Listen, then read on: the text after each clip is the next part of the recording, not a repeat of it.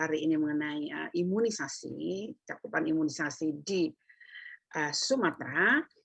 Saya akan refresh memori kalian dulu untuk mengenai imunisasi itu apa. Saya sudah share kan di Google Classroom ya, kita lihat ya. Ini, oke.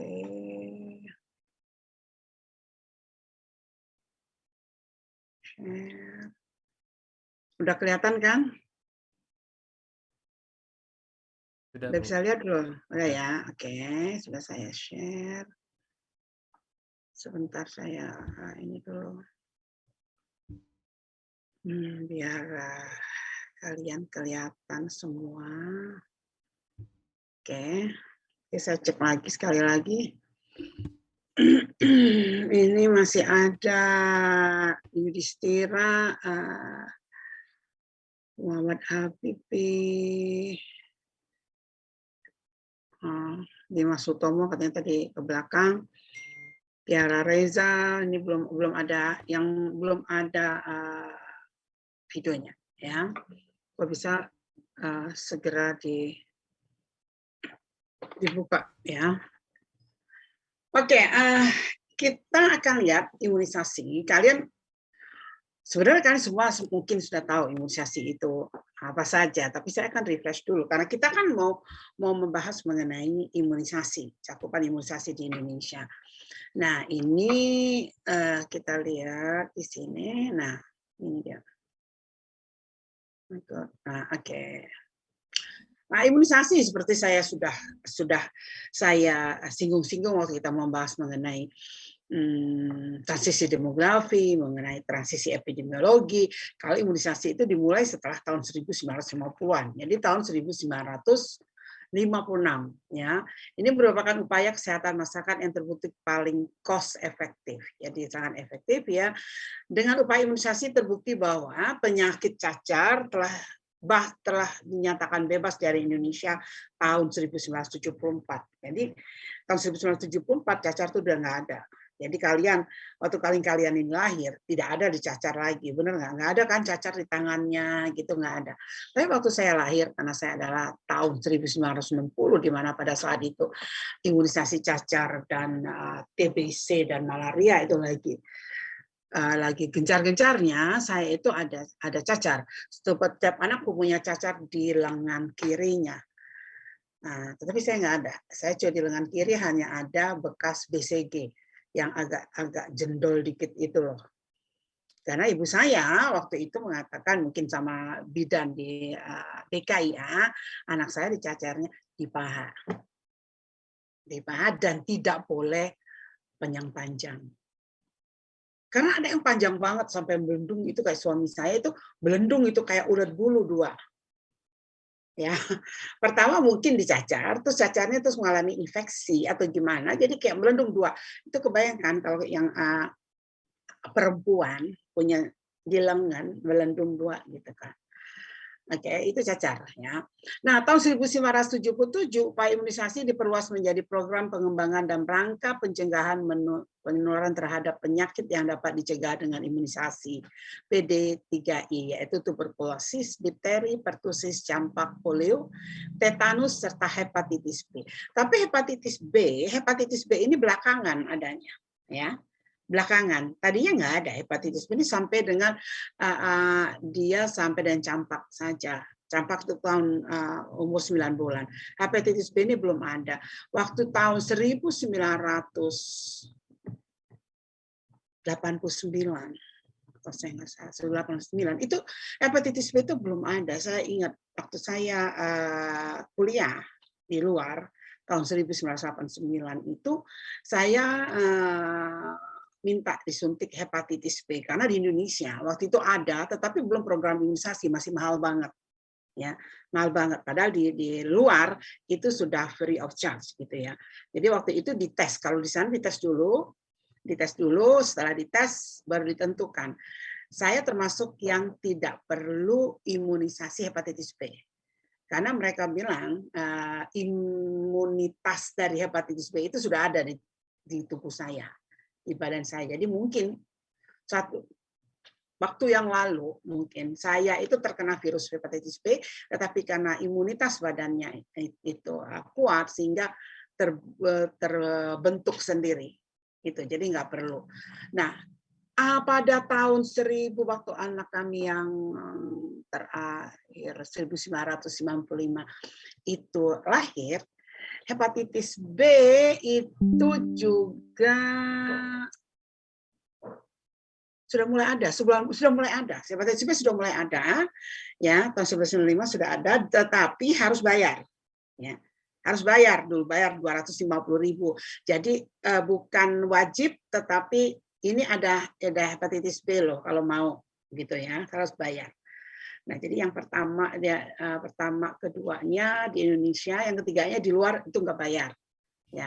Nah, di luar itu ada lagi namanya measles MMR, measles, mumps and rubella. Di Indonesia ada, tapi juga harus bayar. Kemudian juga ada lagi meningitis, ya itu juga harus bayar. Jadi ini yang merupakan program pemerintah yang tidak bayar. Sekarang dengan hepatitis B itu jauh lebih bagus. Nah, kalian sendiri tuberkulosis kan kita tahu itu adalah TBC, tapi kita mulai dulu dengan ini penyakit ini difteri. Difteri ini sudah lama hilang dari Indonesia sebenarnya, ya. Tetapi 3 tahun yang lalu ini ada lagi difteri ini keluar lagi. Ya, keluar lagi pertama kali diketahui di Papua waktu itu. Ya, keluar difteri ini karena ada anak-anak yang tidak divaksin, tidak diimunisasi, dan juga di Jawa Barat kalau saya nggak salah. Sehingga pada 3 tahun yang lalu semua anak-anak di bawah umur 19 tahun disuntik difteri. Imunisasi difteri. Kalian kalau masih ingat, kalian kan 34, berarti kalian dong, mestinya kalian. Pernah nggak kalian di STIS yang di bawah umur 19 tahun tuh difteri ada? Pada imunisasi, saya ingat ada di kampus itu dilakukan. Nah, ini dia nih, bakterinya namanya Carnibacterium diphtheri yang dengan gejala panas, ya, panas sekali, dan ada selaput tipis pada tenggorokan, telar selaput tipis ini kalau kita lihat nih, selaput putih keabu-abuan di dekat amandelnya, tak mudah lepas dan mudah berdarah. Dan disertai nyeri menelan, ya, leher membengkak seperti leher sapi, jadi kayak lehernya Mike Tyson itu, bull neck, ya. Mike Tyson kan bull neck ininya, ya, gitu. Tadi dia sesak nafas serta bunyi, ya, dan pada pemeriksaan tenggorokan atau terdapat kuman difteri ini ya, difteri. Mudah-mudahan difteri ini sudah hilang setelah ada imunisasi lagi. Nah, jadi imunisasi ini semua orang harus melakukan. Kita tidak boleh egois. Dalam artian, kalau kalian mempunyai anak-anaknya tidak diimunisasi dengan alasan yang tidak bisa dipertanggungjawabkan, misalnya. Ada anak-anak yang tidak bisa diimunisasi karena kondisi badannya sendiri. Tapi karena hal-hal lain, saya tahu nih, banyak ada orang yang tidak mau imunisasi, jangan. Ini kayaknya saya nggak lihat rindu, Dina, saya nggak bisa lihat muka kalian, Dina hanya lihat kepalanya aja. Anyway, jangan melakukan sesuatu yang saatnya sekarang mendengarkan saya, betul nggak? Ya, oke. Orang-orang yang tidak mengimunisasi anaknya itu egois menurut saya. Karena apa? Apabila dia kena penyakit, misalnya difteri, pertusis, dan itu akan menulari anak-anak lainnya yang sudah diimunisasi secara lengkap, tetapi dia kondisi badan yang tidak begitu baik bisa kena walaupun tidak parah, atau yang sudah diimunisasi tetapi nggak lengkap. Kan banyak orang yang tidak imunisasi anaknya tuh secara lengkap. Biasanya yang pertama, kedua tuh masih dilakukan. Apalagi yang namanya cacar air itu loh, campak. Campak itu kan bulan 1, 2, 3, 4 berturut-turut tuh imunisasi, terus biasanya rajin nih orang ibu-ibu nih. Pada bulan ke-9 dia harus membawa bayinya lagi, dia lupa. Ya. Makanya ada boosternya biasanya.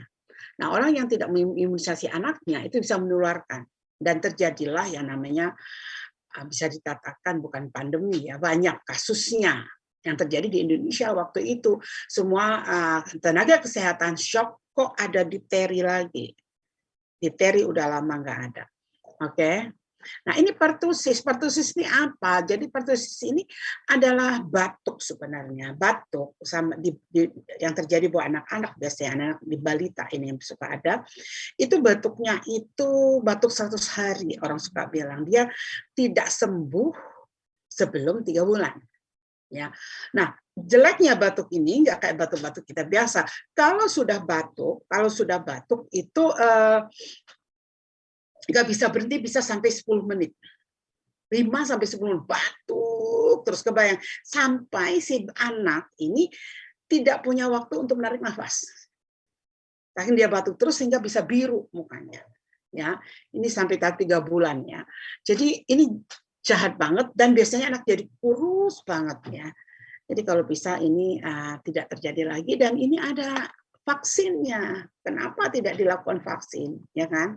Saya pernah lihat berapa tahun yang lalu, ya mungkin 10-15 tahun yang lalu, kebetulan anak pembantu saya masuk rumah sakit karena demam berdarah. Saya besuk, di sebelahnya ada anak kena ini. Anak umur 1 tahun, sedih ngelihatnya. Pas saya datang, pas dia batuk, itu panik orang tuanya. Ya kalau bisa ini dihindari. Nah, ini kalau TBC kita udah tahu lah ya. Nah, ini tetanus nih. Sebentar ya. Karena ngomongin batuk, ya saya batuk nih, gimana? Nah, tetanus. Tetanus neonatorum adalah bayi yang lahir hidup normal dan dapat menangis, menyusu selama 2 hari, kemudian timbul gejala sulit menyusu, serta disertai kejang rangsang pada umur 3-28 hari. Jadi dia kejang sampai badannya itu kalau kita lihat melengkung, ya, melengkung badannya itu, atau kadang disertai perut papan yang lurus aja gitu pada umur di atas 1 bulan. Ini sedih banget. Nah, tetanus ini juga ada vaksinnya. Vaksinnya bukan bayinya lahir langsung divaksin, enggak, tetapi si ibu, ya, wanita, perempuan, wanita yang mau melahirkan, mau menikah saja, waktu dia mau mengurus surat izin menikah di KUA atau di mungkin di catatan sipil, itu harus menyerahkan surat sudah suntik tetanus. Nah, untuk menghindari ini, kalau ibunya sudah suntik tetanus, insya Allah bayinya lahir tidak mengalami tetanus. Nah, setelah dia lahir dikasih nanti vaksinnya. Jadi ini ya, ini kalau kita lihat nih sedih banget ya. Tuberkulosis kita udah tahu ini adalah TBC. TBC ini tetap diberikan ke anak-anaknya BCG. BCG itu kan untuk TBC ya. Bayi baru itu dikasih suntik BCG. Kenapa? Di negara kita, negara tropis ini masih banyak yang namanya TBC. Ya. Walaupun kita mengatakan wah TBC itu ini ya, nggak ada. Nah, TBC ini sebenarnya sekarang ini bukan penyakit yang menakutkan lagi. Apabila didiagnos dia TBC, maka dia hanya makan yang namanya pil merah itu bisa dari puskesmas, itu dikasih selama 6 bulan.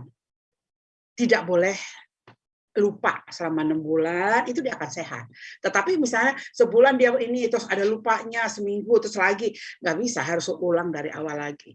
Ya, itu TBC. Jadi TBC ini bisa diobati, dan ini bahaya. Dalam arti bahaya apabila ada orang sakit TBC dan tidak diobati, terus dia meludah sembarangan, ya, meludah sembarangan dan terus panas, di Indonesia kan panas ya, ngering terus ditiup sama angin, maka banyak orang yang terkena. Jadi biasanya apa tuh namanya, kader kelurahan, puskesmas, kalau dia melihat ada orang-orang kayak gejala TBC, pernah dulu saya dengar nggak jauh di tempat kami itu ada orang gejala TBC, itu didatengin, dibawa sama dokter dari puskesmas. dikasih obat dan dikasih tahu bagaimana dia meludah nggak boleh sembarangan dan lain sebagainya. Jadi sudah cukup bagus penanganan daripada TBC selain imunisasi. Kemudian campak penyakit disebabkan oleh virus measles, jadi ya measles ya, yang ada penyakitnya demam, dia biasanya panas dulu, kemudian keluar merah-merah nih, selanjutnya timbul ruam pada muka dan leher, kemudian menyebar ke tubuh, tangan dan seluruh serta kakinya. Ini merah semua. Pertamanya panas banget terus merah seluruh badannya. Nah, campak ini walaupun dia sudah mendapatkan imunisasi campak, tetap keluar dari setiap anak biasanya pasti mengalami campak ini, ya. Tetapi yang tidak diimunisasi seperti ini, tebal banget, merah semuanya tebal, dan ngerinya itu kalau di dalam kerongkongannya ada kena juga ya. Tapi kalau sudah diimunisasi keluar tapi nggak tebal dan cepat sekali sehatnya ya. Sama juga dengan COVID ya. COVID, orang yang sudah divaksin sama orang yang belum divaksin, apabila kena virus COVID, maka orang sudah divaksin tetap itu kena, virusnya tetap masuk, tetapi karena sudah ada antibodinya bisa melawan, tidak terlalu parah. Yang belum divaksin kan parah banget. Itu ya, kalau belum divaksin itu mengerikan, bisa sampai dengan kematian. Nah, ini adalah campak. Nah, ini polio. Polio. Kita sudah jarang melihat polio ini, walaupun masih ada kasus terakhir yang saya baca itu di Jawa Barat. Ada satu keluarga anaknya polio semua. Ya. Nah, ini penyakit yang susunan yang disebabkan oleh 1 dan 3 virus, yaitu berhubungan itu virus polio tipe 1, 2, atau 3. Secara klinis penyakit polio adalah anak di bawah umur 15 tahun yang menderita lumpuh layu akut. Lumpuh layu, tiba-tiba kakinya itu layu, lemas. Dia nggak bisa berdiri, nggak bisa jalan ya. Penyebaran penyakit adalah melalui kotoran manusia atau tinja yang terkontaminasi.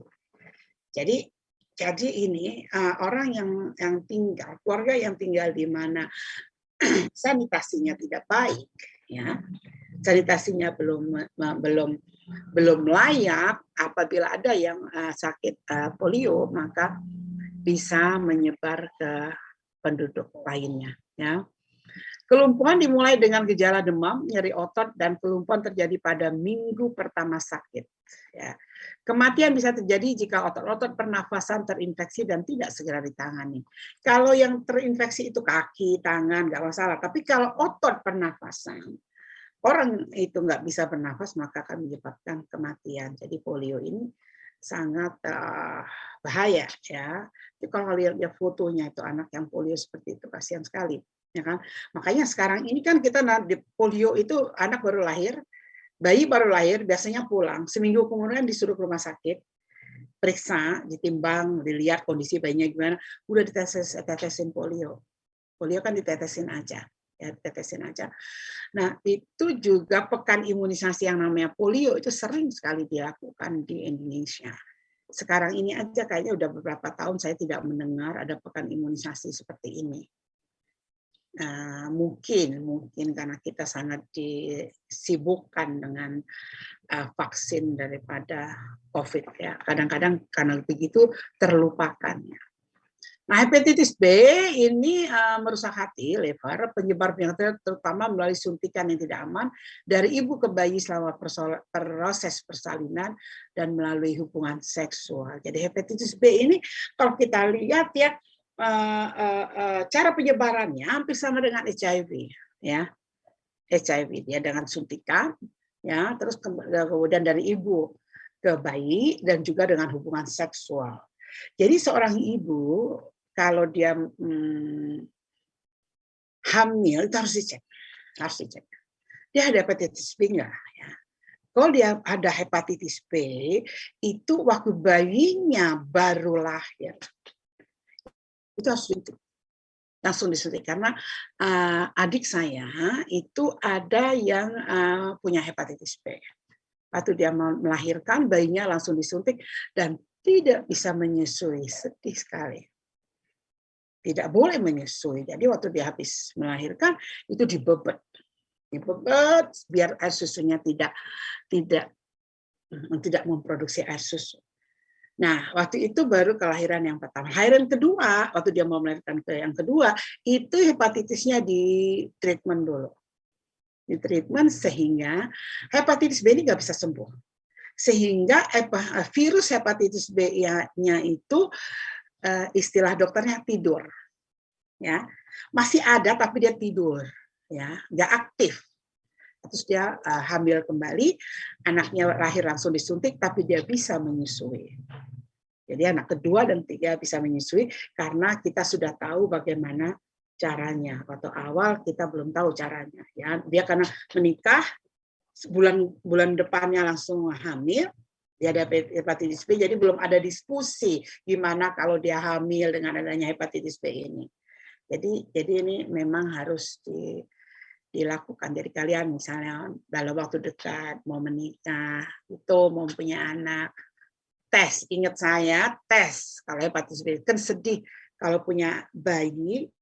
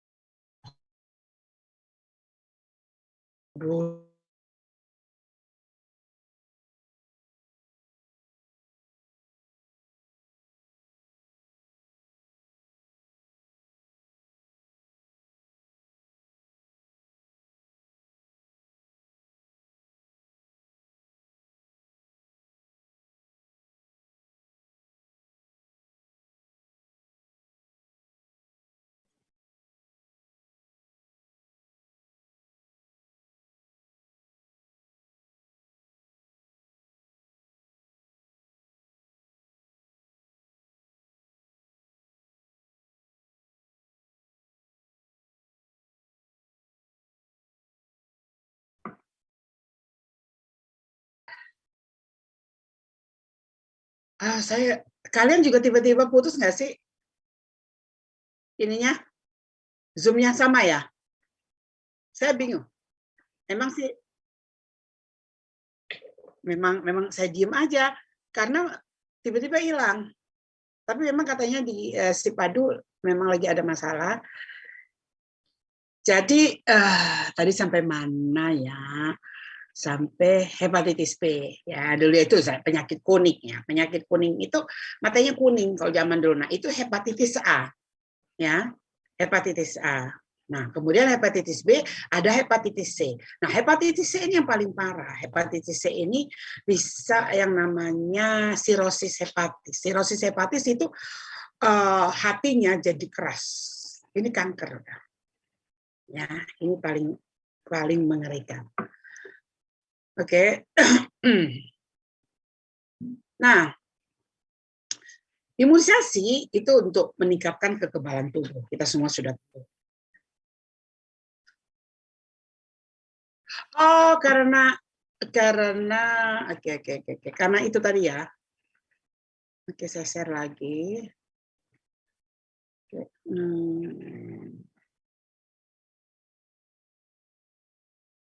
Sekarang gimana?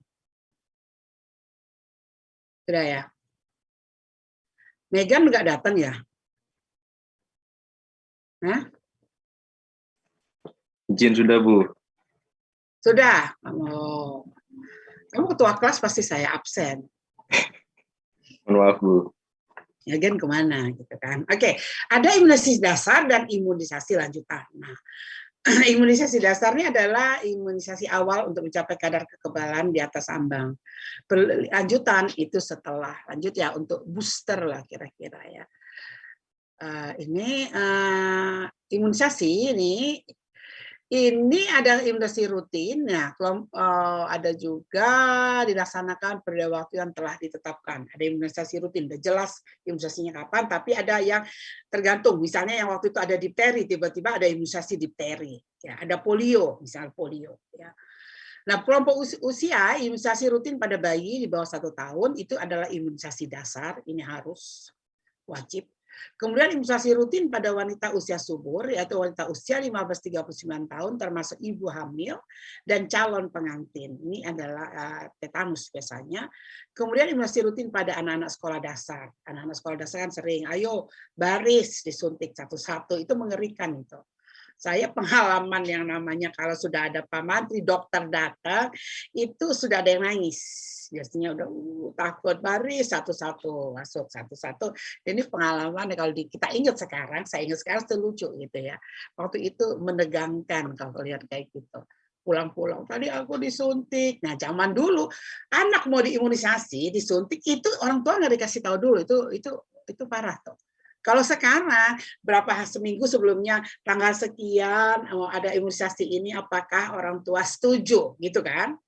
Kalau dulu nggak ada, saya mah nggak ada. Tiba-tiba baris keluar, sudah ada yang datang seperti itu. Aduh, rasanya tadi aku disuntik Bu, gitu kan? Suntik apa nggak tahu nih kayak gini. Kita juga nggak tahu bilang sama orang tua sakit apaan.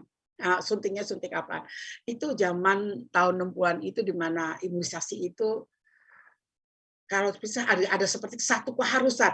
Nggak ada yang bilang nggak mau, harus pokoknya. Orang tua nggak ada bisa bilang tidak ya waktu itu. Sekarang sih enggak ya. Nah, ini vaksin diberikan pada imunisasi rutin pada bayi, hepatitis B, BCG, polio, DPT, campak, anak sekolah, DT, difteri sama tetanus ya, campak dan TT, tetanus pada WUS TT ya. Nah, ini itu vaksin kita adalah yang terdiri dari kuman dan komponen kuman atau racun kuman yang telah dilemahkan. Nah, ini vaksin kalau kalian dapat namanya Sinovac ini seperti ini. Ya. Tapi Pfizer sama Moderna itu caranya berbeda. Ya. Ini jenis vaksinnya BCG untuk TBC, DPT, TT, terhadap tetanus, DT, difteri, dan tetanus. Jadi ada DT aja, tidak pakai pertusisnya. Biasanya DPT, ya ini DT aja.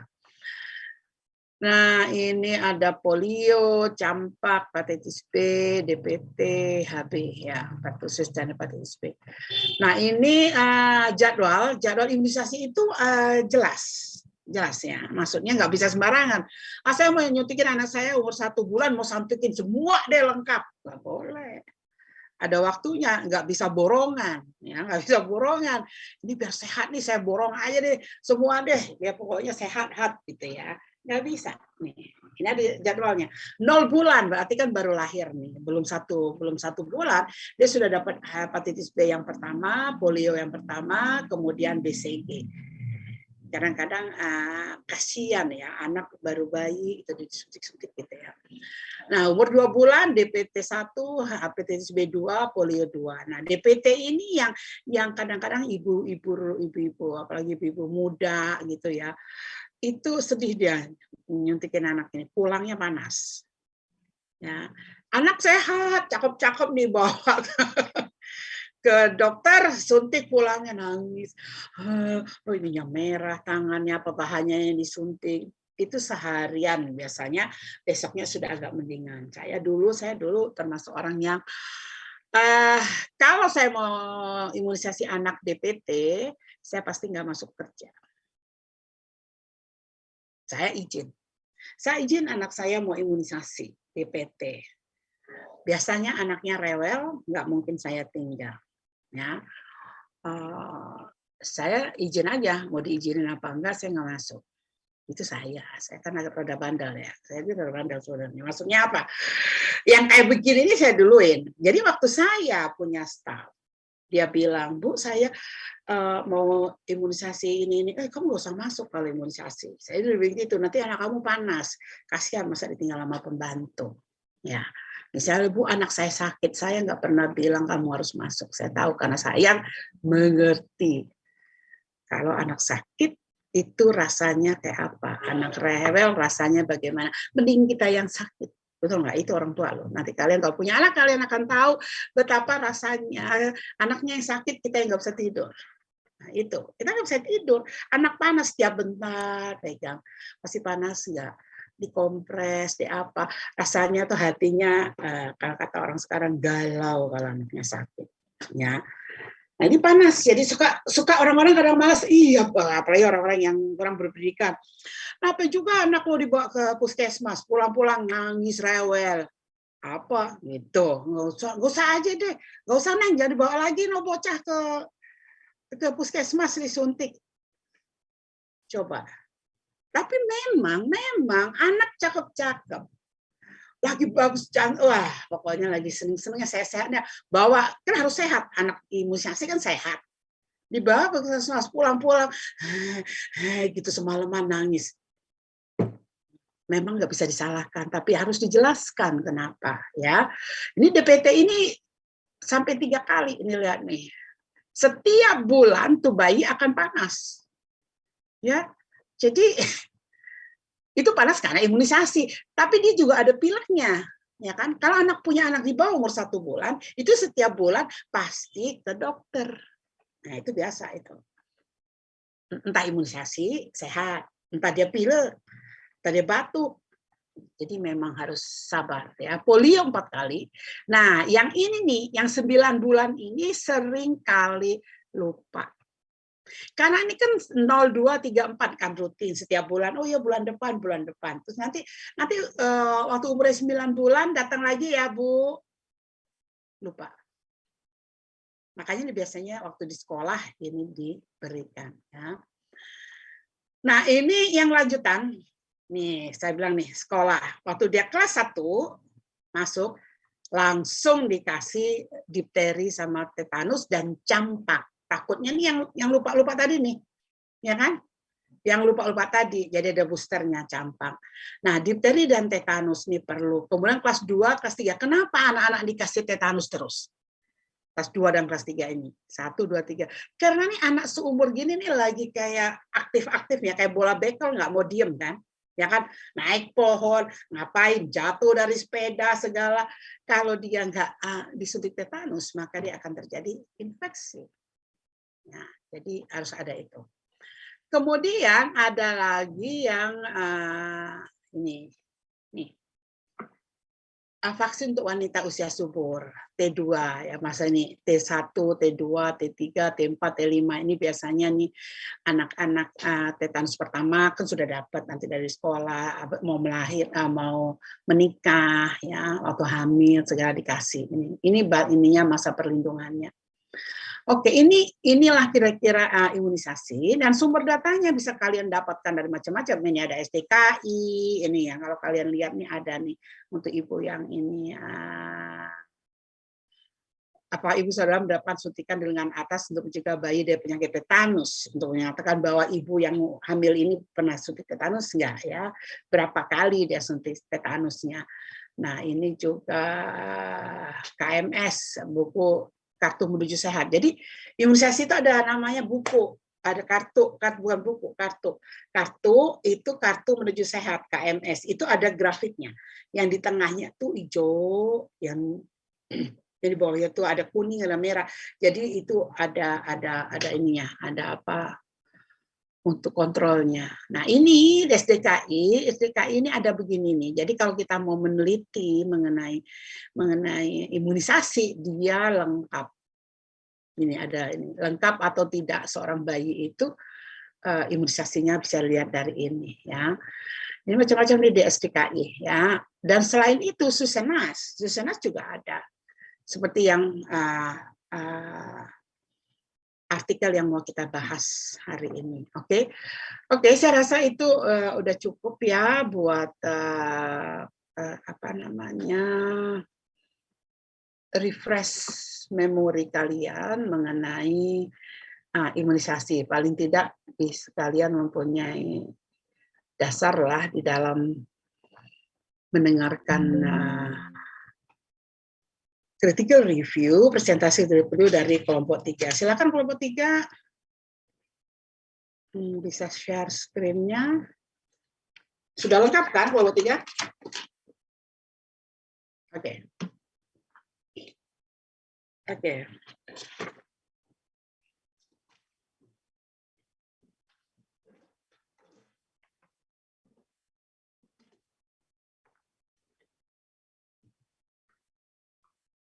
Share screen-nya sudah.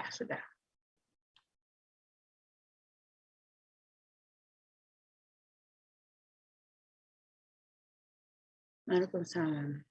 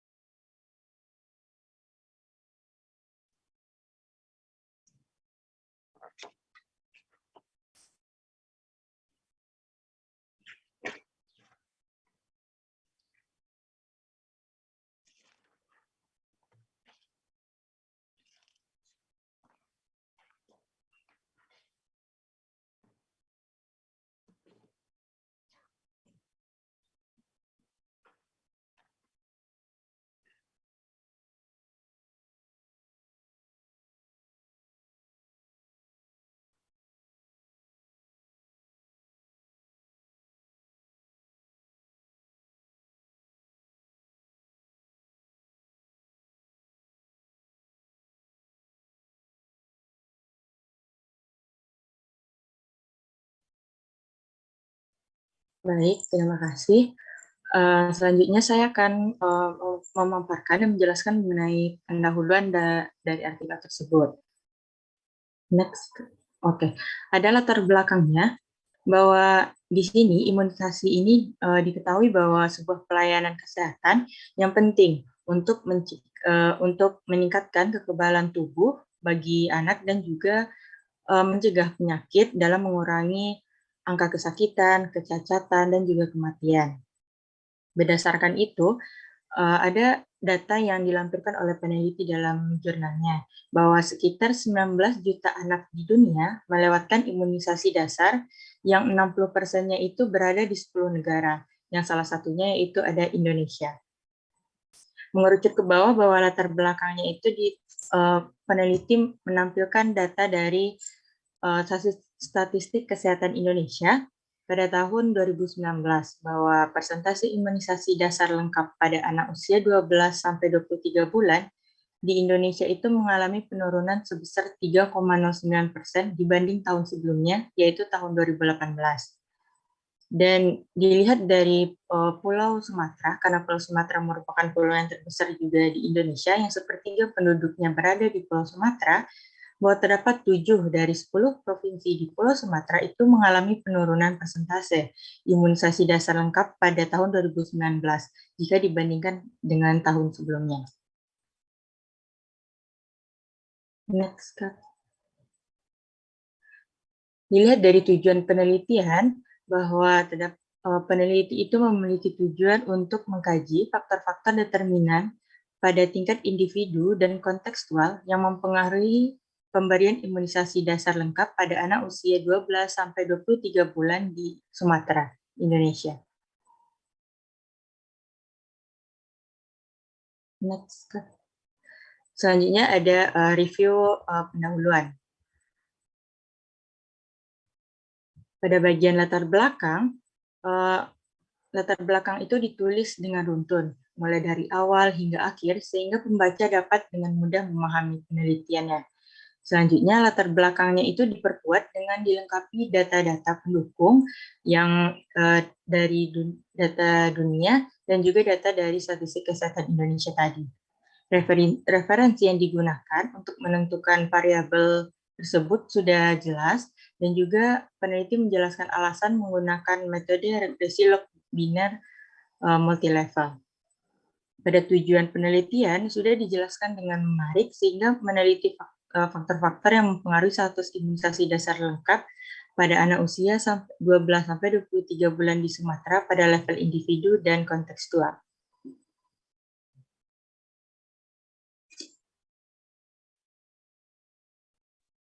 Selanjutnya adalah metode penelitian. Next. Sumber data dalam penelitian ini adalah raw data Susenas Maret tahun 2020 dengan unit analisis anak berusia 12-23 bulan pada saat pencacahan. Hal ini dikarenakan pada usia 12 bulan diharapkan seorang anak telah menerima keseluruhan imunisasi dasar. Jumlah sampel yang digunakan sebanyak 5.797 anak berusia 12 hingga 23 bulan yang bertempat tinggal dengan orang tuanya di Pulau Sumatera.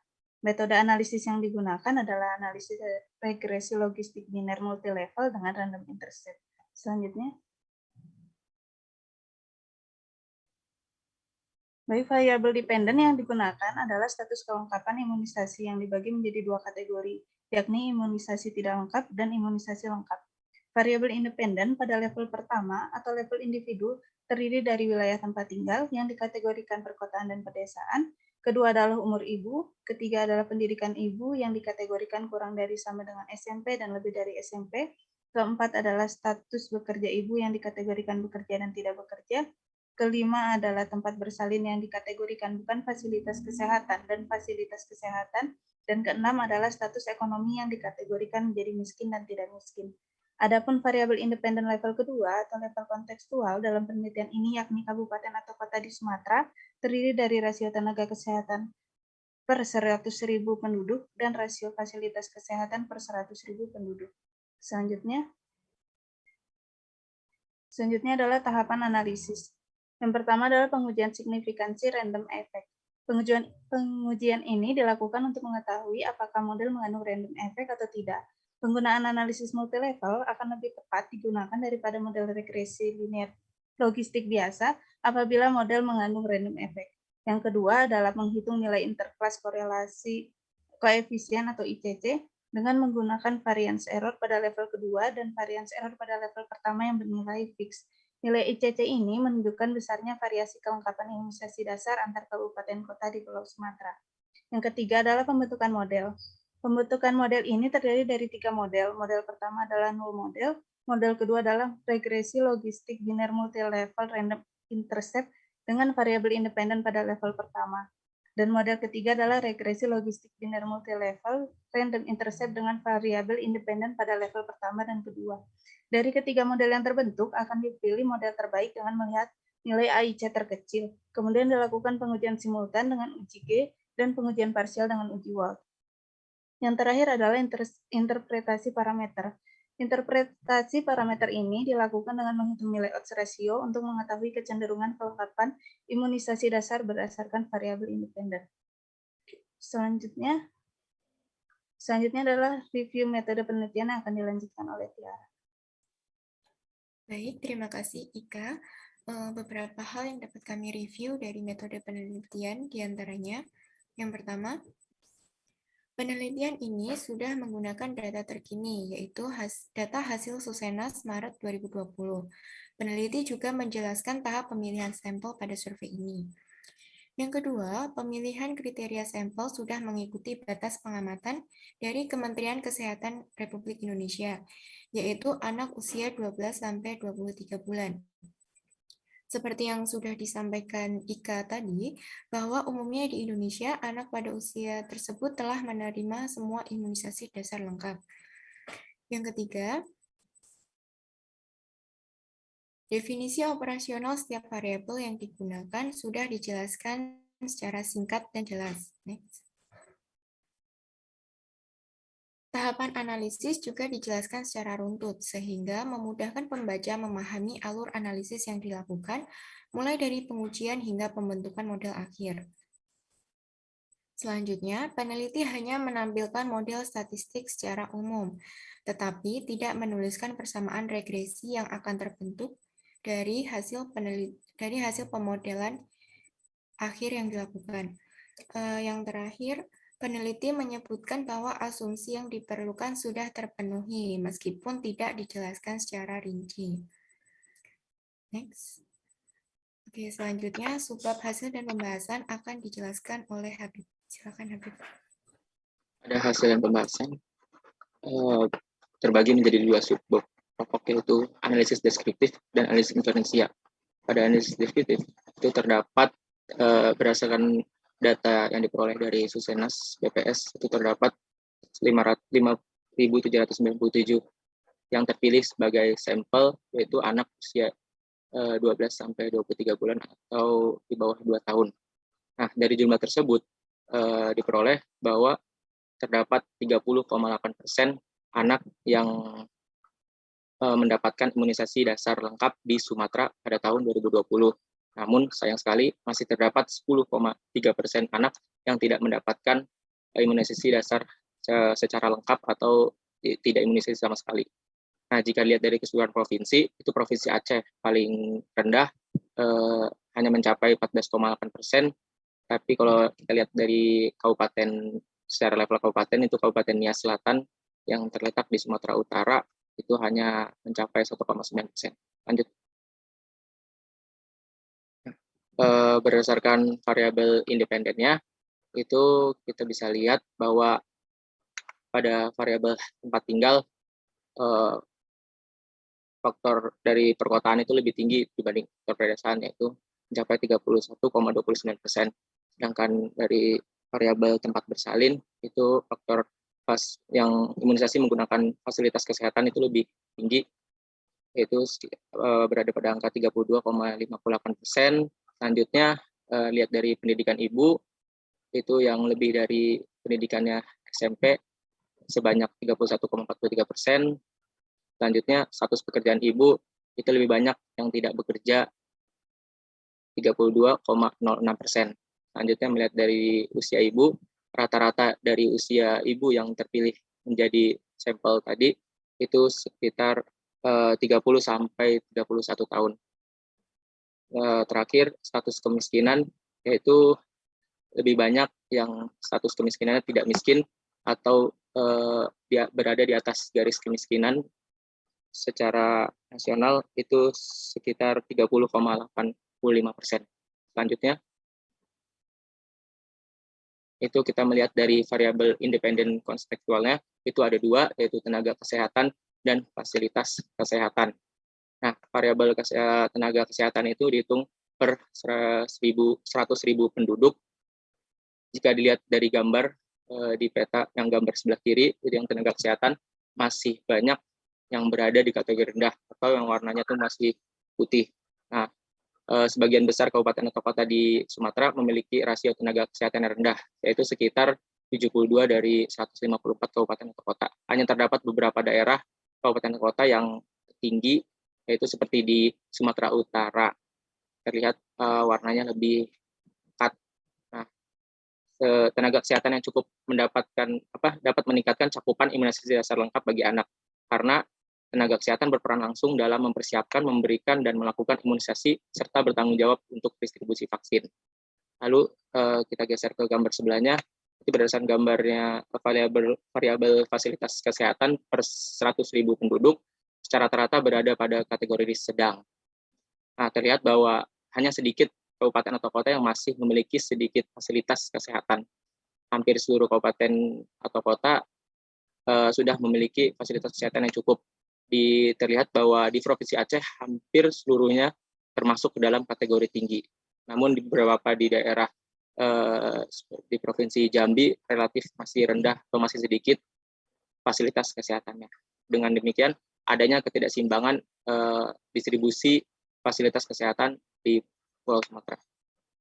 Selanjutnya, untuk analisis inferensia, peneliti menggunakan analisis regresi logistik biner multilevel.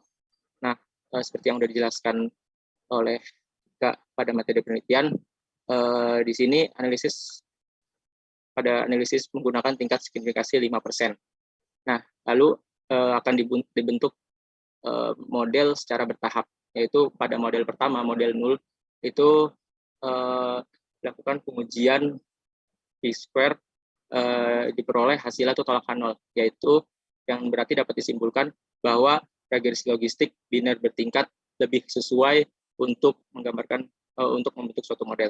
Nah, di sini nilai ICC-nya tuh terlihat bahwa nilai ICC-nya 0,1890, atau yang berarti terdapat perbedaan karakteristik antar kabupaten atau kota di Sumatera dapat dijelaskan oleh 18,90% variasi cakupan kelengkapan imunisasi dasar anak usia 12 sampai 23 bulan di Sumatera pada tahun 2020. Selanjutnya setelah model 1 dibentuk, lanjutkan pembentukan model 2, yaitu dengan memasukkan 6 variabel bebas yang individual, yaitu diperoleh terdapat 3 variabel bebas yang signifikan, diantaranya tempat tinggal, pendidikan ibu, dan tempat bersalin.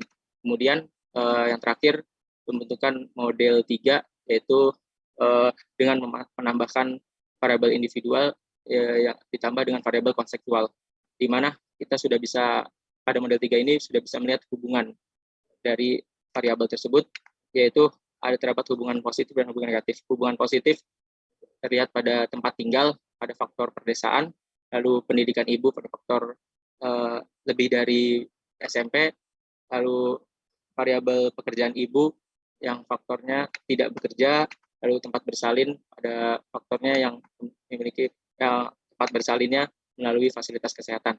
Nah, selanjutnya ada hubungan negatif, yaitu variabel kontekstual dilihat dari fasilitas kesehatan per 100.000 penduduk. Nah, pemilihan model berdasarkan nilai AIC terkecil. Terlihat bahwa pada model 3 nilai AIC-nya lebih kecil, yaitu 6.653,442.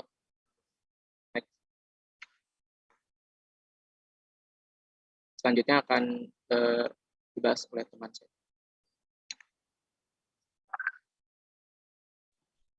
Selanjutnya yaitu review dan hasil dari pembahasan. Pada bagian hasil dan pembahasan, secara umum peneliti telah menulisnya dengan baik dan tidak hanya penjelasan secara deskriptif saja.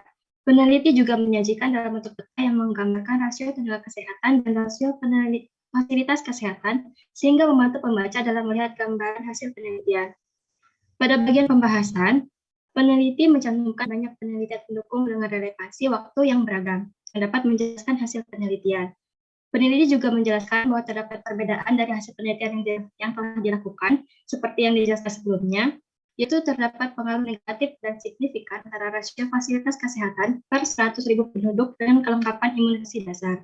Hasil ini tidak sesuai dengan penelitian Khalifa et al. Pada tahun 2020 yang menemukan bahwa penambahan jumlah posyandu dan rumah sakit berpengaruh positif terhadap kelengkapan imunisasi di Indonesia.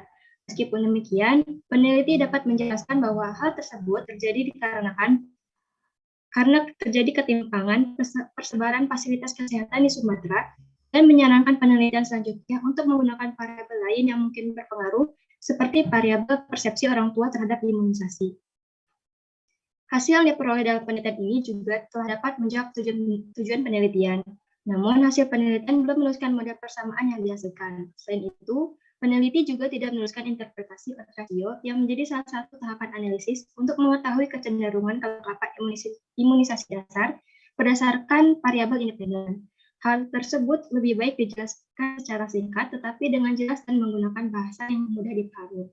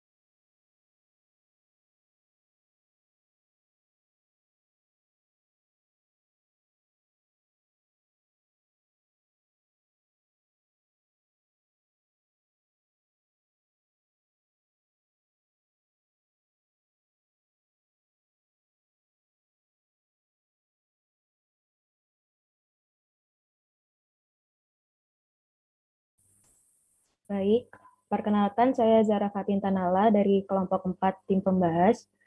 Sebelumnya saya memberikan apresiasi terlebih dahulu kepada kelompok 3 karena telah memaparkan presentasi hari ini dengan sangat baik. Yang ingin saya tanyakan, dalam PPT yang telah dipresentasikan tadi, kelompok 3 mengatakan bahwa kekurangan dalam penelitian tersebut adalah tidak menuliskan model persamaan yang dihasilkan dan tidak melakukan interpretasi dari odds ratio.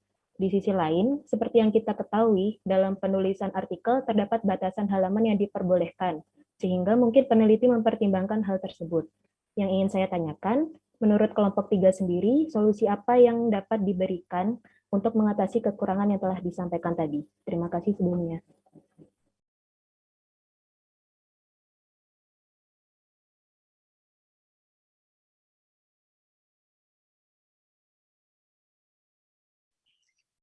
Terima kasih atas kesempatan untuk bertanya. Perkenalkan, sebelumnya namanya Sarifatul Mina dari kelompok pembahas, yaitu kelompok 4. Saya ingin bertanya, dalam pembahasan tadi, kelompok 3 mengatakan bahwa salah satu kekurangan jurnal adalah tidak melakukan interpretasi terhadap odds ratio. Padahal berdasarkan yang saya baca, dalam artikel tersebut sudah menginterpretasikan odds ratio dengan menyebutkan kata-kata seperti more likely atau have a better tendency, more completely, dan sejenisnya. Dan bagi saya itu sudah termasuk atau cukup untuk menjelaskan nilai odds ratio-nya. Bagaimana tanggapan kelompok 3 terhadap hal tersebut? Apakah penjelasan dengan menyebutkan nilai atau angka sangat dibutuhkan untuk interpretasi? Terima kasih.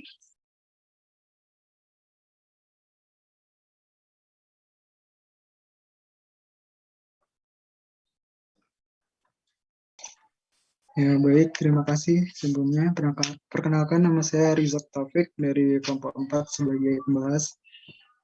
Sebelumnya terima kasih banyak kepada kelompok penyaji karena sudah menyampaikan critical review-nya dengan sangat baik. Ya, jadi yang pertama itu tadi di slide 17 kalau nggak salah itu ada 10,3% itu katanya dinyatakan tidak imunisasi lengkap ya. Mungkin bisa dikonfirmasi lagi karena dari yang saya baca kalau nggak salah itu 10,3% itu tidak mendapatkan imunisasi sama sekali. Nah, mungkin nanti bisa dicek ya. Terus pertanyaan selanjutnya itu, jadi di jurnal tersebut itu kan ada tabel variabel bebas. Tapi tabel tersebut kan diletakkan pada lampiran ya, yang di bagian paling akhir sebelum daftar pustaka. Nah, di mana biasanya tuh penjelasan variabel bebas itu kan ada di awal-awal ya, yang tujuannya itu agar pembaca bisa mendapatkan gambaran lebih terkait dengan variabel bebas yang digunakan. Nah, misalnya seperti jurnal yang kemarin waktu pertemuan 5 seperti itu. Nah, menurut kelompok 3, apakah peletakan tabel variabel bebas di akhir jurnal itu merupakan suatu yang tidak masalah atau menjadi kekurangan? Dan menurut kelompok 3, lebih baik mana diletakkan di awal atau di akhir? Seperti itu. Terima kasih.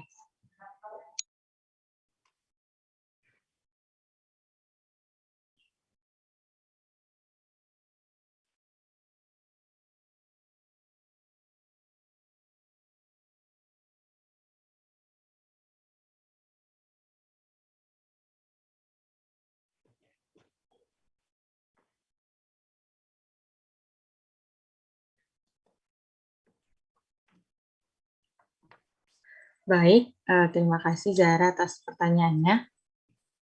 Tadi Zahra menanyakan bahwa di dalam pemaparan kami menuliskan bahwa terdapat kekurangan bahwa dalam penelitian, bahwa tidak menuliskan model persamaannya dan juga tidak ada interpretasi dalam odds ratio, yang mungkin karena adanya keterbatasan halaman.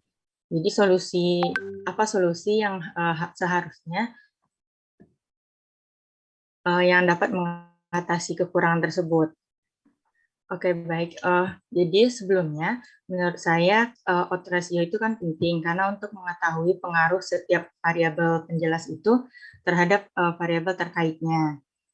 Dan juga karena dalam analisis regresi logistik linear multilevel ini, odds ratio itu juga digunakan untuk mempermudah interpretasinya dari parameter. Jadi mungkin karena tadi kan dalam jurnal itu jurnalnya ada 8 halaman ya. Tapi setelah kami cek itu untuk minim maksimal halamannya kalau nggak salah itu ada 10. Jadi odds ratio itu sebenarnya penting agar mudah dipahami untuk orang-orang bagi pembacanya. Mungkin bukan dari orang yang paham statistik aja, tapi juga dari orang-orang awam yang mungkin ingin mengetahui imunisasi ini yang ada di Pulau Sumatera. Jadi solusinya mungkin bisa diberi interpretasi yang singkat, tapi mungkin lebih jelas dan mudah dipahami gitu. Tidak hanya dengan sebatas kata bahwa variabel-variabel ini mempengaruhi ini, tapi juga bisa dilihat kalau misalnya dijelaskan lebih detail ya gitu. Mungkin penelitian selanjutnya bisa lebih mudah untuk menentukan variabel apa sih yang harus diuji selanjutnya. Gitu. Bagaimana Zahra? Untuk model persamaan itu apakah memang perlu dicantumkan dalam artikel? Karena sudah gimana ya? Sudah diwakili dalam tabel 2 ya kalau di artikel tersebut. Ya. Oke, karena mungkin udah diwakili dalam tabel kedua dalam jurnal, mungkin bisa interpretasi yang lebih sederhana gitu. Menurut kelompok kami solusinya mungkin seperti itu, Zahra. Oke, soal penulisan persamaan ini bagus kalau ada, ya. Nggak ada pun sebenarnya nggak masalah, karena kan dia hanya mau melihat apa hubungan antara variabel-variabel ini dengan independen ini dengan variabel dependennya, ya kan? Mungkin Rindu sekalian jawab pertanyaan yang kedua, karena itu kan berhubungan loh. Iya kan? Berhubungan banget. Iya, sebenarnya pertanyaan dari Zahra sama Rifatul, ya Iva itu nyambung. Ya. Tadi Iva menanyakan bahwa juga di dalam jurnal itu sebenarnya rasionya udah dijelaskan dengan kata-kata singkat. Tapi apakah menurut kelompok kami, jika disebutkan dengan nilai atau angka itu sangat dibutuhkan untuk interpretasi? Kalau menurut kelompok kami mungkin itu dibutuhkan ya jika pembacanya bukan dari orang-orang statistik yang mengerti, yang paham dari interpretasi dari cuman dalam bentuk angka gitu. Saya sih setuju ya dengan diusulkan oleh kelompok ini. Sebenarnya analisa daripada odds ratio-nya itu harusnya ada, karena di depan pun dia menyebutkan salah satu tujuannya untuk melihat itu gitu loh. Di sini kan tidak ada explicitly dia membahas mengenai kecenderungan-kecenderungan itu. Walaupun kita sebagai orang statistik kita bisa tahu dari tabel ini, kita bisa baca, betul nggak? Ya kan? Tetapi kan kalau orang yang tidak punya background statistik, dia melihat tabel ini nih apa sih gitu kan, ya kan, ya kan. Nah harusnya memang ada dia tidak boleh mengatakan hubungannya begini signifikan udah titik itu nggak bisa. Harusnya dia jelaskan paling tidak kalau ingin menghemat halaman paling tidak diberi satu contoh lah itu. Jadi satu contoh, variabel ini berdasarkan tabel, misalnya tabel 2, variabel ini menyatakan begini hubungannya seperti ini, kecenderungannya seperti ini gitu loh. Sehingga ya, yang lain-lain dia bisa oke ini berarti seperti ini. Jadi memang seharusnya dituliskan seperti kata Rindu tadi, tidak pembaca itu tidak semuanya mempunyai statistical background ya. Jadi ditulis lebih baik. Kalau kita semua nih baca ini sudah tahu. Betul nggak? Ya dari tabel itu sudah tahu, oke ini begini gitu udah tahu kita ya. Tapi kalau misalnya pembacanya itu bukan orang yang nggak ngerti statistik, kalian kalau ngobrol sama orang-orang aja kalau misalnya bertanya kepada saya, sekarang ngapain gitu loh, saya sekarang ngajar gitu. ngajar cuma seminggu 2 kali saja gitu. Di mana di Politeknik Statistik, oh wow, statistik itu susah. Saya bilang saya nggak ngajar statistik itu lagi, saya udah ngajar sosialnya aja, bukan statistik assess statistik. Nah, jadi statistik itu tuh konotasinya susah, betul nggak? Ya kan, susah. Jadi buatlah artikel itu yang membuat orang tidak melihat ke statistik itu susah gitu. Sebenarnya statistik itu nggak susah gitu. Jadi dibuatinlah di sini gitu ya. Emang kekurangannya dia ya. Kalau menurut saya juga sih, walaupun seperti kata Iva tadi sebenarnya udah dibaca, memang bisa kita bisa mengerti gitu ya. Tetapi orang yang tidak ada background statistik tidak mudah dia untuk mengerti ini. Saya suka sama artikel ini. Kalau kita lihat artikel ini, dia tuliskan ini orang ini cocok untuk sekolah di Politeknik Statistika. Betul nggak? Hah? Cara dia menulis itu loh, peruntunan ininya, analisanya, semuanya gitu. Saya bilang jarang artikel seperti ini, jarang kalau saya bilang. Ya ini runtun banget ya. Dia melakukan apa saja, apa dulu, itu semuanya gitu. Cuma analisa daripada originalnya dia nggak ada. Itu aja. Oke, kita buka termin kedua kali ya.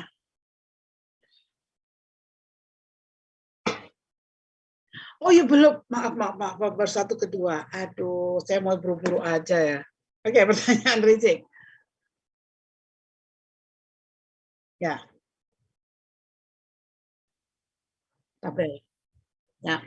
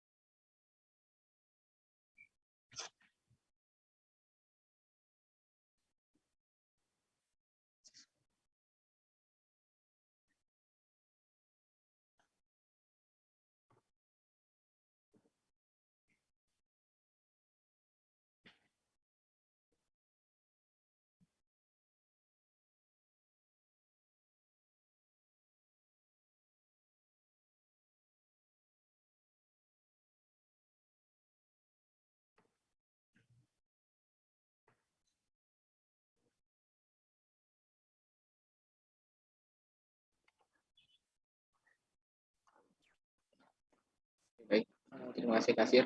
Sebenarnya tadi Rizik yang pertama tuh bukan ke pertanyaan sih, lebih ke koreksi. Jadi tadi itu ada kesalahan untuk penulisan, masih dibaca tuh masih ambigu gitu. Sebenarnya tadi pada saat menjelaskan saya sudah menjelaskan. Jadi sudah terdapat 30,8% anak di bawah 2 tahun yang mendapatkan imunisasi dasar lengkap di Sumatera pada tahun 2020. Namun sayang sekali masih terdapat 10,3% anak yang tidak mendapatkan imunisasi dasar lengkap sama sekali atau tidak imunisasi dasar sama sekali gitu. Jadi saya pada saat menjelaskan udah dijelaskan sebenarnya. Mungkin tadi kurang mendengar atau ya. Mungkin itu aja yang dapat saya tambah. Jadi 10,3 itu tidak imunisasi apa tidak imunisasi lengkap? Tidak imunisasi sama sekali Bu. Jadi nggak ikut imunisasi. Ya, jadi harusnya ditulisnya itu tidak imunisasi, ya kan? Bukan tidak imunisasi lengkap. Karena yang tidak imunisasi lengkap itu sisanya, betul nggak? Dia kan harus 100%, betul nggak?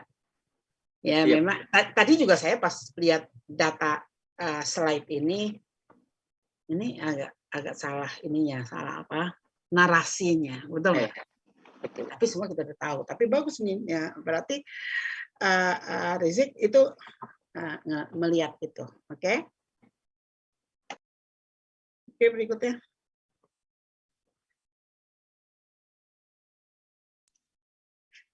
Udah cukup, terima kasih banyak.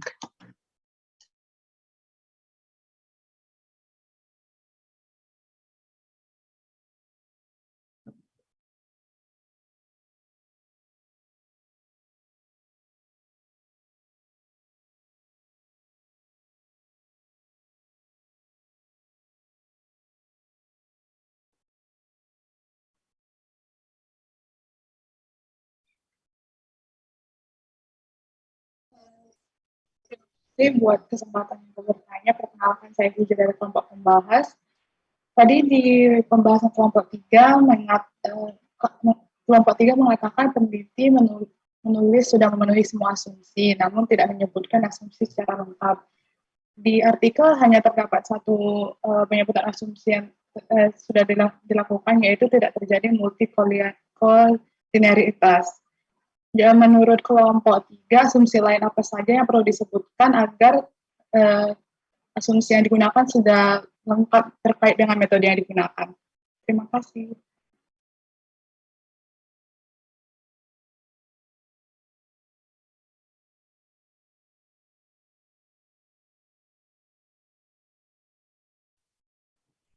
Baik, terima kasih atas kesempatannya. Saya Robi dari kelompok pembahas juga izin bertanya.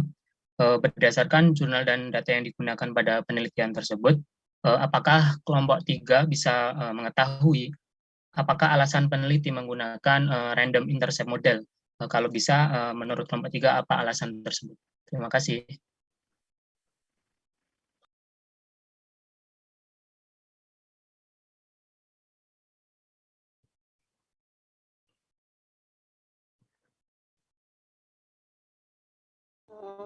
Baiklah, terima kasih atas kesempatan yang telah diberikan.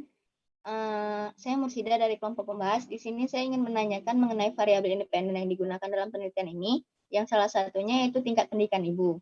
Dalam penelitian ini, peneliti mengkategorikan tingkat pendidikan ibu menjadi 2 kategori, yaitu SMP ke bawah dengan SMP ke atas. Nah, menurut kelompok 3, apa alasan peneliti mengkategorikan tingkat pendidikan ibu menjadi 2 kategori tersebut, mengingat di Indonesia diberlakukan kebijakan wajib belajar selama 12 tahun. Terima kasih.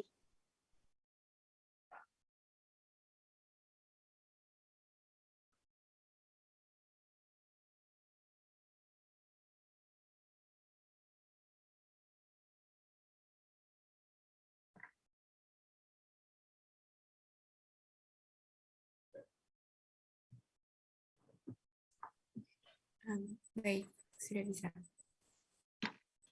Oke, baik. Saya akan coba menjawab pertanyaan yang pertama dari Keija tadi tentang asumsi terkait model yang digunakan. Nah, selain asumsi non-multikolinearitas, regresi logistik multilevel ini juga mengasumsikan bahwa data yang digunakan itu harus bersifat hierarki. Kemudian dalam penelitian ini, peneliti sudah menggunakan variabel yang bersifat hierarki dengan 2 level. Yang pertama pada level individu, dan yang kedua pada level kelompok atau kontekstual. Kemudian ada asumsi random effect juga.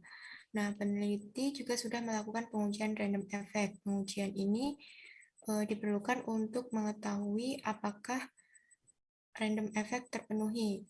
Karena kan tadi juga sudah dijelaskan kalau pengujian analisis multilevel itu akan lebih tepat daripada analisis logistik biasa apabila datanya mengandung random effect. Meskipun asumsi-asumsi tadi tidak dijelaskan secara rinci, namun pengujian asumsi telah dilakukan pada penentuan variabel dan juga pada tahap pertama analisis. Begitu, apakah sudah dapat diterima, Keisha? Baik, terima kasih. Ya,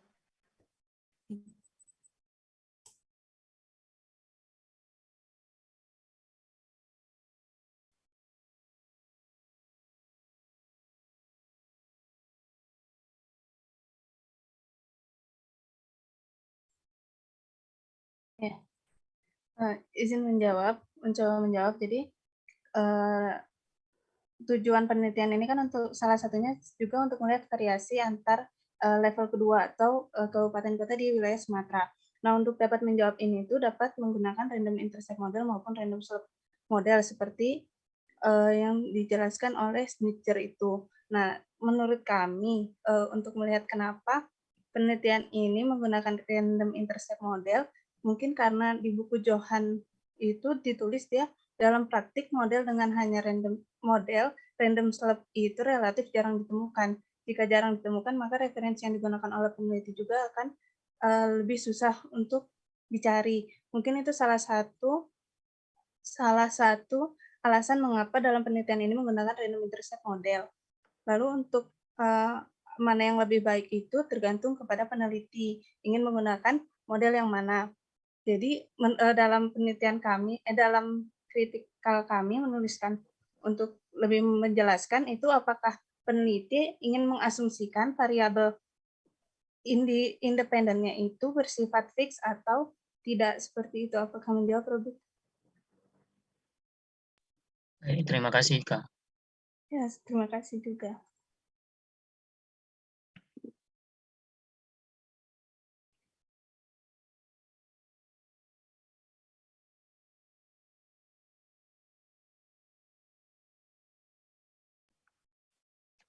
Terima kasih Kasir untuk nah, jadi untuk pertanyaan Usi mengenai alasan pengkategorian pendidikan SMP. Nah, kalau kita melihat secara langsung di artikel penelitian itu, kita nggak menemukan alasan yang pasti dari peneliti dalam dasar untuk pengkategorian pendidikan SMP tersebut. Namun berdasarkan diskusi kami, itu ada 3 poin yang mungkin bisa jadi kenapa menggunakan SMP pengkategorian dasarnya sebagai SMP. Yang pertama itu melihat dari kebijakan pemerintah pada tahun 2009 atau berdasarkan dasar Undang-Undang Pendidikan Nasional Nomor 2 Tahun 1959 tentang wajib belajar 9 tahun, yaitu sampai jenjang SMP. Jadi mungkin peneliti masih menggunakan dasar yang lama gitu, masih kebijakan yang sebelumnya, belum menggunakan yang kebijakan tahun 2015 yaitu wajib belajar 12 tahun. Atau bisa jadi pada poin kedua, menurut kelompok kami peneliti itu sudah merasa bahwa ibu yang sampai level jenjang pendidikan SMP itu sudah cukup dalam memahami mengenai imunisasi gitu. Jadi udah paham tentang segala tentang imunisasi itu untuk level SMP sudah cukup gitu. Lalu bisa jadi pada poin ketiga yaitu dari peneliti sendiri itu sudah menghitung persebaran datanya dari pendidikan SMP itu melihat dari cut off-nya. Mungkin kalau misalkan diukur dari SMA terlalu sedikit yang SMA ke atas dan terlalu banyak yang SMA ke bawah. Jadi itunya terlalu jauh perhitungan persebaran datanya. Jadi mungkin kalau yang SMP lebih stabil, mungkin lebih seimbang.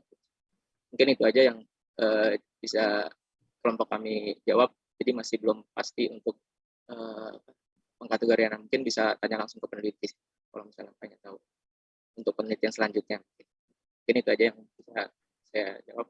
Saya rasa alasan yang ketiga itu yang masuk akal ya. Maksudnya dia lihat persebaran datanya. Memang kalau kita katakan kan wajib belajar itu udah dari 2015 12 tahun ya. 2015 ini kan data tahun 2020, betul nggak? Ya, berarti kan baru 5 tahun. Tapi kalau kita lihat sih sepertinya tingkat pendidikan kita itu kalau kita lihat dalam penghitungan waktu kita melihat IPM itu kan salah satunya ada lamanya sekolah, ya, mean years of schooling. Lamanya sekolah itu masih 8 point something, emang baru SMP gitu ya, baru SMP secara rata-rata. Jadi memang kalau dibikin SMP itu assume orang itu sudah tamat SMP memang. Jadi SMP sama luarnya. Jadi mungkin saya rasa dia sudah lihat itu persebaran seperti saya pernah mengatakan juga dalam menentukan kategori. Kadang kita harus lihat persebaran itu. Persebaran dari frekuensi distribusi daripada data yang kita punya. Jangan sampai jomplang banget. Kalau dia jomplang banget itu jelek. Ya, nanti hasilnya juga akan terganggu. Itu kemungkinan besar. Nah, saya suka dengan pertanyaannya, banyak yang bagus pertanyaannya dan juga banyak mengenai metodologinya. Sebenarnya kalau kita baca kalau saya secara umum saya baca nih, ini artikel bagus, ya, artikel bagus. Tapi karena kalian diharuskan membuat critical review, tentunya kalian melihat celah-celahnya. Ini kalau lebih baik begini, sempurnanya seperti ini. Tapi ini contoh artikel yang baik dan seperti saya katakan itu satu tulisan mau membuat artikel ataupun skripsi, tesis gitu, latar belakang itu sangat penting. Saya kan sering mengatakan latar belakang itu sangat penting. Dan dia latar belakangnya ini bagus sekali, sama dengan artikel kita sebelumnya. Itu dari besar dia merujuk ke bawah, terus dia masuk ke dalam tujuan. Itu bagus banget. Kenapa Sumatera misalnya? Itu kan harus ada alasannya kenapa. Dan dia disupport dengan berbagai informasi, data. Jadi ini bagus, bisa dicontoh. Kalian juga kalau menulis latar belakang bisa nyontoh yang seperti ini. Jadi kalau kita membaca jurnal artikel seperti ini, saya di awal saya sudah senang. Ini artikel pasti bagus gitu. Kalau kita baca gitu ya. Apalagi waktu dia menjelaskan mengenai runtunan daripada analisa yang dia lakukan, itu bagus banget sebenarnya. Dia runtunin, dia ngapain dulu, deskriptif dulu, terus dia inferensianya dia ngapain dulu, runtun dia sebutkan di sini. Walaupun masih ada beberapa hal yang menurut kalian, itu mestinya persamaannya harus ada, analisa daripada out ratio-nya. Itu memang satu kekurangan. Tidak ada sesuatu yang sempurna, betul nggak? Kita sebagai penonton itu selalu bisa melihat kekurangannya orang, ya kan? Ini seharusnya begini. Misalnya penempatan daripada variabel gitu, itu memang saya juga kenapa dia taruh depan sih, kenapa dia taruh belakang sih, gitu loh. Kenapa nggak dimasukin aja tabel 3 itu? Ya, sehingga orang bisa langsung tahu. Tapi secara umum ini artikel ini bagus kalau menurut saya ya. Oke, kelompok 3 sudah mempresentasikan dengan baik. Saya suka PPT-nya, saya suka PPT-nya nggak terlalu penuh dengan tulisan, dan setiap penyaji dari kelompok ini menjelaskan dengan baik. Betul-betul bisa menjelaskan apa yang ingin dia jelaskan. Jadi secara umum kelompok ini menurut saya bagus. Udah bikin critical review-nya, kita kasih applause ya, pembahasnya juga ya. Jadi sudah cukup baik. Nah, kalau ada masih mau bertanya di luar kelompok pembahas, silakan. Ada nggak?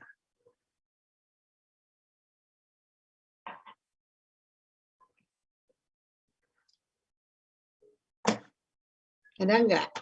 Atau wah ini asik nih hari ini Bu Tati, cepet nih kayaknya nih hari nih. Saya izin bertanya. Nah, ada. Ayo.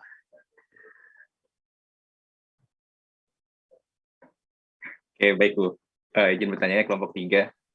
Mungkin sebelum bertanya, nambahin tadi pemilihan yang pembagian edukasi dari kurang dari SMP sama SMP ya, SMP ke atas. Nah itu memang kayaknya ya sejauh ini tuh mungkin karena skripsi saya juga sempat melibatkan rata-rata lama sekolah, sejauh ini kan belum ada kabupaten kota itu yang rata-rata lama sekolahnya itu udah di atas 12 tahun seperti itu. Mungkin itu bisa menjadi pertimbangan kenapa yang dibagi itu dibagi menjadi di bawah SMP dan di atas SMP. Kemudian yang saya pengen tanyakan ini sedikit Bu, terkait tadi kan dikatakan bahwa yang di rural itu kan lebih tinggi ya untuk imunisasi dasar lengkapnya. Nah, kemudian berdasarkan paper-paper yang berkaitannya itu mengatakan bahwa peneliti itu tidak menemukan alasan yang bagus untuk jadikan alasan kenapa di Sumatera seperti itu. Mungkin saya ingin bertanya bagaimana teknik untuk menjelaskan adanya temuan itu, karena menurut saya jawaban tidak menemukan alasan yang bagus itu dirasa kurang, mungkin menurut saya itu. Jadi bagaimana mungkin cara menjelaskan ataupun teknik untuk menjelaskan kalau misalnya ada temuan yang memang sulit ditemukan alasannya, seperti itu Bu. Terima kasih. Nah, ini pertanyaan Megan nih. Ini banyak terjadi nanti dalam kalian menulis skripsi ya. Dalam menulis skripsi itu kadang-kadang seperti ini. Rural itu lebih tinggi. Kita asumsinya rural itu cakupan imunisasinya kan lebih rendah, harus lebih rendah daripada perkotaan. Mereka mengatakan mereka tidak menemukan alasannya kenapa. Ya, kita sebagai orang yang quote-unquote ada sosial kependudukan, ilmu sosial. Ilmu sosial itu agak loose dalam artian tidak seperti matematik, 2 tambah 2 harus 4. Ilmu sosial itu 2 tambah 2 mungkin 5. Nah, bisa dia. Ya. Jadi kita bisa mengatakan mungkin. Saya berpikir waktu saya membaca ini, dia bilang dia nggak punya alasan. Kemungkinan besar adalah ya orang di daerah itu imunisasi ini ya. Pertama orang ibu-ibu di rural area tidak sesibuk ibu-ibu di urban area. Ya. Kedua, di rural area itu untuk mensosialisasikan, untuk meminta orang melakukan imunisasi itu lebih gampang. Dengan cara apa? Dengan imunisasi di rumah kepala desa misalnya. Itu ya, mereka ngumpul. Itu lebih, maksud saya itu menggiring orang di pedesaan itu untuk imunisasi itu lebih gampang daripada perkotaan. Perkotaan ini kadang-kadang ada acara dekat rumah aja, itu ada apaan? Ada apaan ya itu ya? Dia nggak tahu. Tapi di desa yang jauh dari rumah dia tahu itu adalah itu imunisasi semua gitu. Itu kalian ngerasain nggak sih orang di desa itu seperti itu? Nah, jadi kemungkinan itu gitu loh. Walaupun misalnya secara teknik kamu bilang itu kemungkinan. Kemudian kalau mau pastinya juga pertama saya akan lihat dulu ya. Wanita di desa dan di bagaimana karakteristik desa dan kota. Desa dan kota ini bagaimana karakteristik mereka dari segi pendidikan dan lain sebagainya. Itu kita lihat dulu bagaimana kita bandingkan. Nah, kalau itu sudah terjawab, maka kita jawab. Kalau misalnya karakteristiknya bagusan pendidikan lebih tinggi di perkotaan, selain perkotaan, fasilitas kesehatannya banyakkan di urban atau di rural. Oh, banyakkan di urban daripada di rural misalnya. Ya kan, itu kan tidak bisa menjawab, ya kan, tidak mensupport, maka baru kita masuk kemungkinan ini bla bla bla gitu loh. Tapi pertama kita masuk ke dalam datanya dulu, itu harus kalau terjadi seperti ini harus kita masuk ke dalamnya lagi, ke dalam datanya. Jadi kalau kayak gitu tuh langsung langsung di split datanya itu, wanita di rural area, wanita di urban area. Lihat mana karakteristiknya, bandingkan. Kalau memang di rural area lebih bagus, nah itu kan, atau di urban sama rural area sama. Ini kan ada kontekstual variabelnya. Nah, bagaimana? Jangan-jangan fasilitas kesehatannya itu klinik-klinik itu lebih banyak di rural area, bisa jadi, kita nggak tahu. Itu bisa jadi jawabannya. Jadi menurut saya begitu caranya, Megan, kalau mau melihat. Pertama kita lihat datanya masuk. Kedua, intuisi kita. Maksudnya bukan intuisi. Ini kan di Indonesia. Jadi kita tahu kondisinya bagaimana. Nah, itu sosial. Sosial itu kadang-kadang bisa dijawab hanya dari apa yang kita lihat sehari-harinya. Ya. Bagaimana kehidupan di desa segalanya itu kan kita kan bisa lihat dengan mata kita sendiri sebenarnya, dan kita bisa bilang kemungkinan boleh, mungkin ini karena ini gitu loh ya, mungkin itu. Coba lihat, ngumpulin orang di desa tuh gampang loh, gampang di desa tuh ngumpulin orang. Pak Kades mau ngomong apa gitu, ada pejabat datang, itu orang ngumpul semua. Jakarta orang cuek. Ada apa sih? Gitu kan. Saya kan mesti kerja kantor. Itu juga yang membuat, karena kerja kantor itu kan ada waktunya. Jam 7, jam 8 sampai jam 4 sore. Ya kan, kalau di desa kan orang kerja misalnya banyak di informal sektor, di pertanian, di mana fleksibel waktunya. Bisa jadi seperti itu. Ya, mungkin.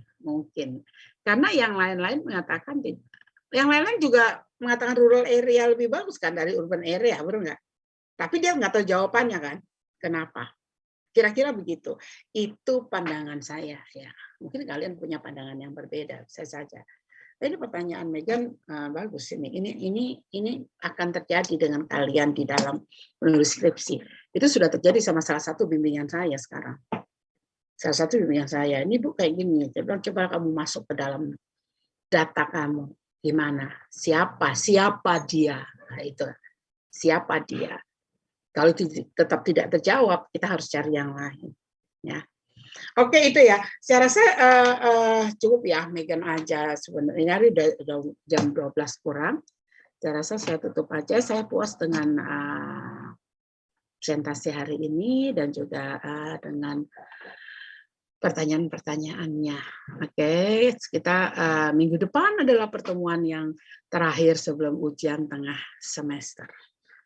Cepet kan? Kayaknya saya baru kenalan, baru ini sekarang udah pertemuan ke-7 minggu depan. Saya kadang-kadang pikir waktu, how time goes ya, cepet banget ya. Tiba-tiba kita udah mau puasa lagi, sebentar lagi Lebaran, sebentar lagi seminar, sidang, wisuda. Senang ya dengar wisudanya, senang. Tapi sekarang pasti dalam kondisi membuat skripsi dalam kondisi yang harusnya sudah bab 4 harusnya, dan walaupun bab 4-nya belum beres, maksudnya sudah tahulah masalahnya apa yang harus diperbaiki. Bab 1, 2, 3-nya harus 1, 2, 3 harus direvisi sesuai dengan perkembangan dari bab 4. Kalau saya sebagai pembimbing 1, 2, 3 itu duluan dibuat. Bab 1 itu lama. Bab 1 itu lama karena kan latar belakang segala macam. Bab 2 itu tinggal mengikuti apa yang terjadi di bab 1. Betul nggak? Bab 3 begitu juga. Bisa ditulis itu kapan, tulis langsung baru ke bab 4. Nah, di bab 4 ini terjadilah satu permasalahan, timbul permasalahan, ya, macam-macam permasalahannya yang kemudian harus ada yang direvisi di bab 1. Ya. Bab 2 dan bab 3 kadang-kadang metode intervensinya misalnya kok kayaknya ini enggak deh dirubah. Berarti kan bab 2 bab 3 itu kan ada yang diperbaiki lagi. Tetapi itu tidak menjadi pekerjaan yang berat kalau sudah tahu itu.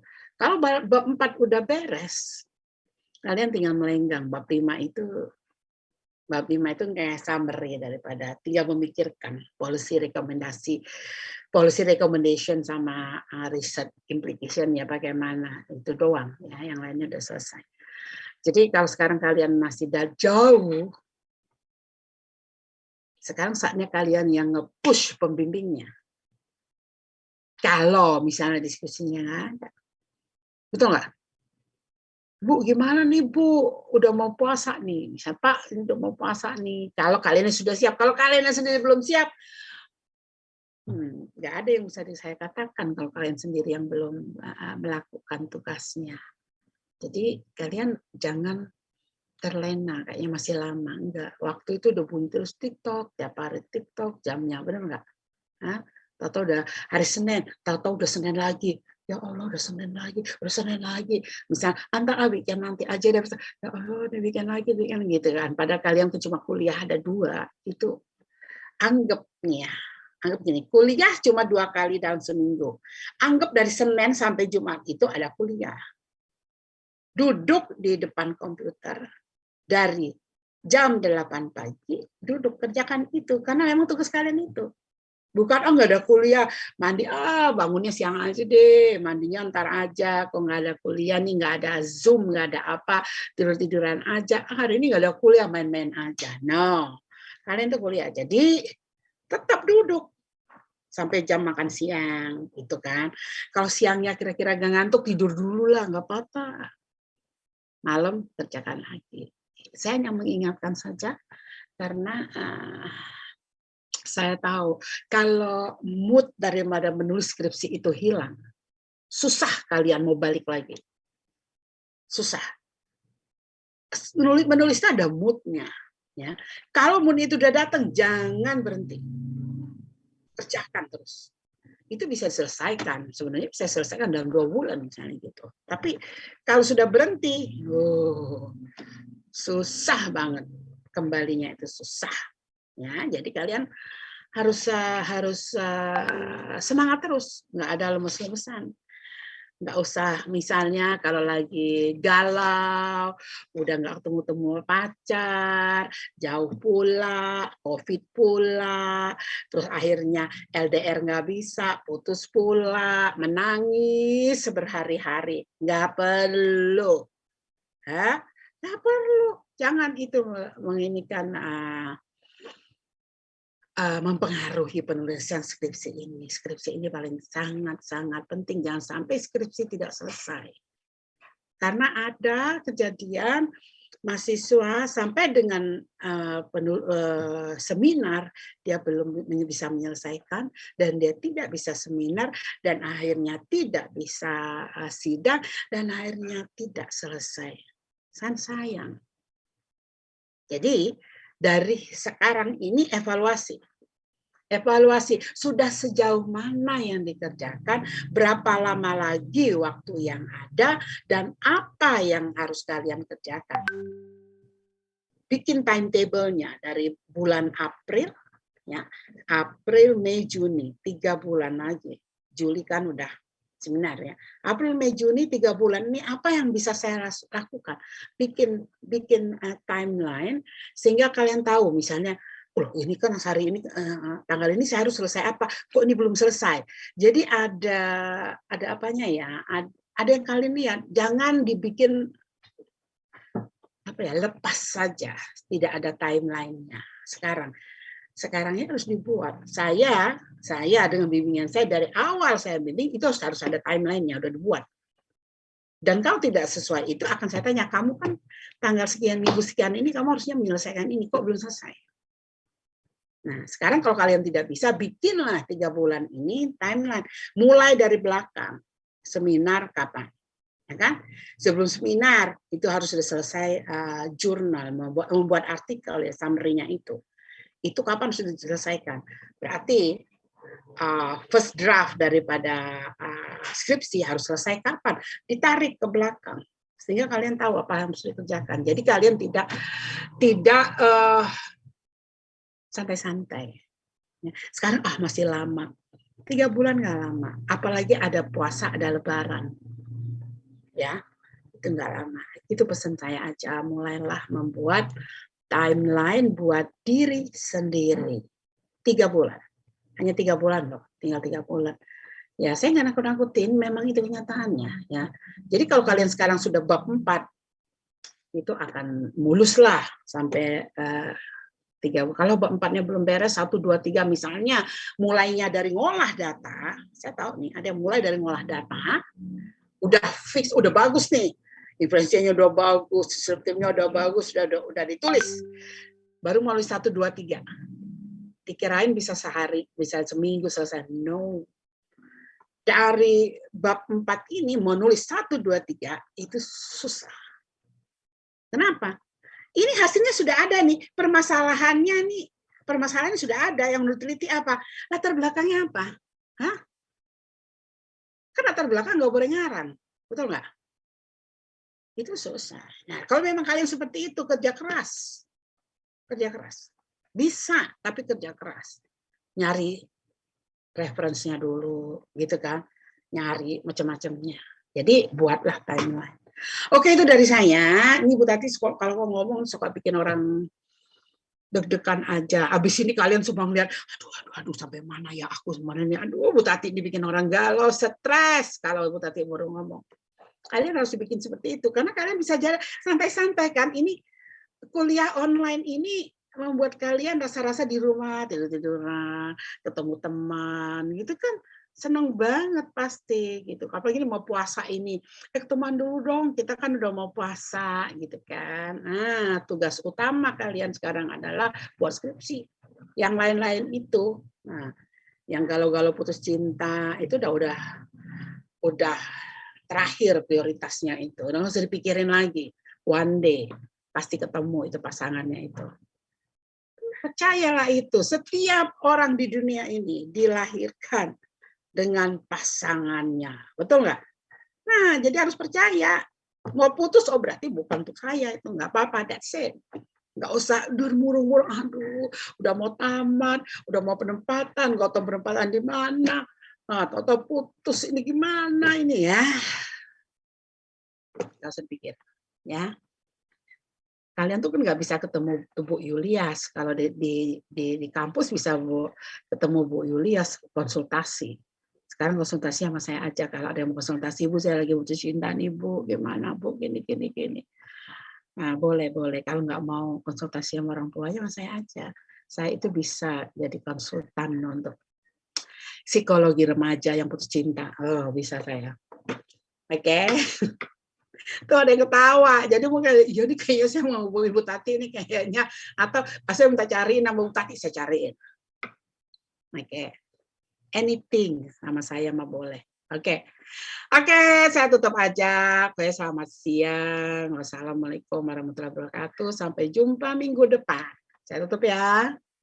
Ya Bu, terima kasih Bu. Ya Bu, makasih Bu. Terima kasih Bu. Jangan stres.